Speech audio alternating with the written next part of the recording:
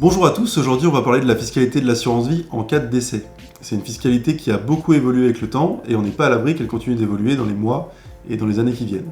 Alors aujourd'hui on fait la distinction entre les versements qui ont été réalisés sur le contrat d'assurance vie avant 70 ans, ce qui fera l'objet d'une prochaine vidéo, et la fiscalité des versements qui ont été réalisés après 70 ans, et c'est ce dont on va parler aujourd'hui. Alors on entend et on lit beaucoup de choses au sujet de la fiscalité de l'assurance vie en cas de décès. Parfois c'est trop simplifié, parfois c'est tout simplement faux. Donc je vous propose qu'aujourd'hui on détaille ensemble la vraie fiscalité des contrats d'assurance vie après 70 ans. Pour bien comprendre, il faut remonter à la fin du XXe siècle. À cette époque, la transmission de capitaux via l'assurance vie est totalement exonérée d'impôts. C'était le bon temps, disaient nos parents.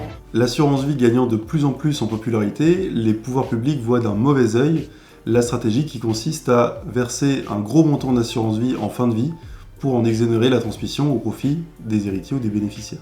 On crée donc le 21 novembre 1991 l'article 757B du Code général des impôts, et cet article il prévoit l'imposition en cas de décès des versements qui ont été réalisés après l'âge de 70 ans. Les versements qui ont été réalisés avant 70 ans restent donc exonérés totalement d'imposition. Sur cet âge de 70 ans, justement, on entend parfois que la date à prendre en compte, c'est les 70 ans révolus du souscripteur. Un versement réalisé à 70 ans bénéficierait donc d'une fiscalité très avantageuse lors de la transmission des capitaux par décès. Cette affirmation, elle est fausse, et c'est bien le 70e anniversaire de l'assuré qu'il faut retenir.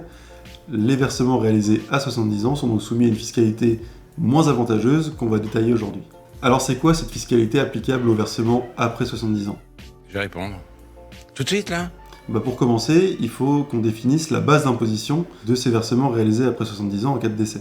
Et la base d'imposition, c'est la somme des versements qui ont été réalisés par le souscripteur, tout contrat confondu. Donc si j'ai deux contrats sur lesquels j'ai fait des versements après 70 ans, il faudra faire la somme de tous les versements que j'ai fait sur ces deux contrats. On dit parfois que le capital est imposé et que les intérêts sont exonérés. Alors c'est un raccourci qui peut induire en erreur dans certaines situations, notamment quand il y a eu des rachats partiels sur le contrat d'assurance vie.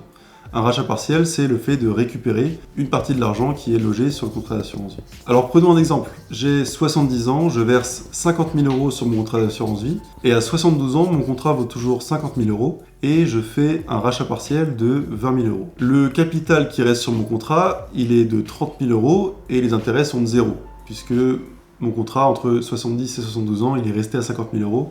J'ai donc pas gagné d'argent. Si on se dit que le capital est imposé et pas les intérêts, on va me dire le capital sur ton contrat d'assurance vie, c'est 50 000 moins les 20 000 que tu as récupérés, donc c'est 30 000 €. Cette supposition, elle nous mènerait à penser qu'en cas de décès, j'ai 30 000 € imposables sur mon contrat d'assurance vie. En réalité, puisque la base imposable, c'est le montant des versements que j'ai réalisés, la base imposable ici, c'est bien 50 000 €, quand bien même il ne reste que 30 000 € sur mon contrat d'assurance vie. Donc une fois notre base d'imposition calculée, il faut qu'on la répartisse entre les différents bénéficiaires des contrats. Donc ça, on va le faire grâce à la clause bénéficiaire, qui est la clause du contrat qui répartit le capital entre les différents bénéficiaires. Ensuite, on va appliquer un abattement global de 30 500 € entre tous les bénéficiaires imposables. Donc si j'ai un bénéficiaire imposable qui reçoit 60% des capitaux décès, il aura le droit à 60% de l'abattement de 30 500 €. Le conjoint, puisqu'il n'est pas imposable, il prend aucune part de l'abattement. Tout à l'heure, j'ai dit qu'on pouvait avoir une base imposable supérieure aux capitaux qui sont réellement présents sur le contrat. Eh bien, si la part imposable du bénéficiaire moins l'abattement est supérieure aux capitaux qu'il perçoit réellement suite au décès du souscripteur assuré, on va ramener sa base imposable au montant des capitaux qu'il perçoit réellement, pour éviter d'imposer de l'argent qu'il n'aurait jamais reçu. Après tous ces calculs, on a la base d'imposition réelle du bénéficiaire, et cette base d'imposition, elle est soumise au même impôt que les successions, donc selon un barème qui dépend du lien de parenté du bénéficiaire avec le souscripteur. Donc par exemple pour les enfants, c'est un barème qui va de 5% à 45% après un abattement de 100 000 €. Dans une prochaine vidéo, on parlera de la fiscalité des versements qui sont réalisés avant 70 ans cette fois-ci. Et puis si la vidéo vous a plu, n'hésitez pas à mettre un j'aime, un commentaire, la partager aux personnes que ça pourrait intéresser, et puis je vous dis à bientôt dans une prochaine vidéo.